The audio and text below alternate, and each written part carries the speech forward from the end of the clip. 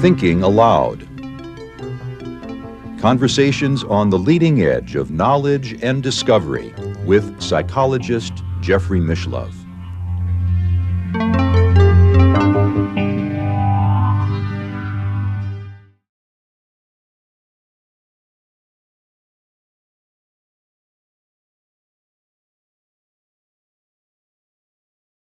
Let me just reflect back to you my own thinking about tragedy, which is largely something that developed in earlier conversations that you and I have had. I should mention for the benefit of our viewers that we were college roommates back in 1968 when I was an undergraduate at the University of Wisconsin. So we've had many discussions about this. And one of the points that you raised that stuck with me, Jim, is that the reason that tragedies are so important, so powerful, is because in the great tragedies, what you see is the ennoblement of the human spirit in the face of a disaster.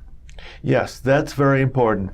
It's a triumph of the human spirit in the face of disaster, or in the face of the destruction of the individual hero. And the greatness of the tragic hero is affirmed, along with, of course, his flaws, but we usually have a stronger impression of the greatness of the hero than we do of the flaws. And I think philosophically speaking, tragedies are important because it's not glossing over the dark side of life, as so many religions, for example, often tend to do.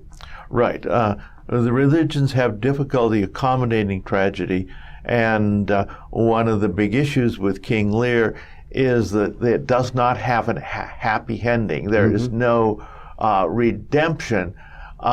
Cordelia is seen as a Christ figure, but she's dead at the end, and Lear says, "Thou come no more, never, never, never, never, never." Some not say, about to get resurrected. Right. There's no indication of resurrection, or she's floating up in the clouds to St. Peter, or anything like else. It's the finality of death.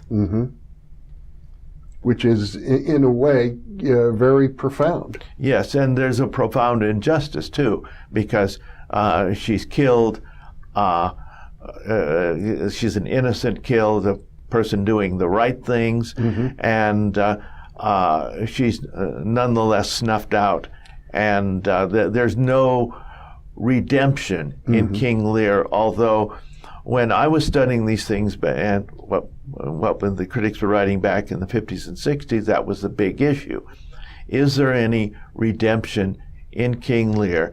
And some people had difficulty accepting the idea that there wasn't.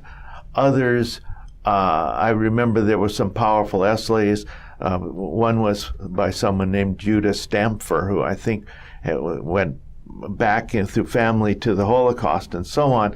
So it was kind of tied in at that time to ideas and feelings about the Holocaust. This question of in other words, justice in the universe. Evil can prevail in a tragedy. Yes, yeah.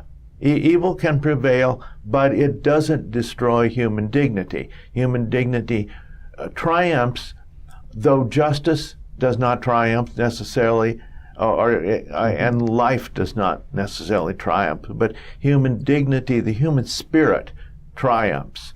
And in King Lear, one would say the love triumphs, and the truth triumphs as well. And I know your perspective as a Jungian critic is that the great tragedies, and in particular King Lear, give us glimpses into the nature of the Godhead.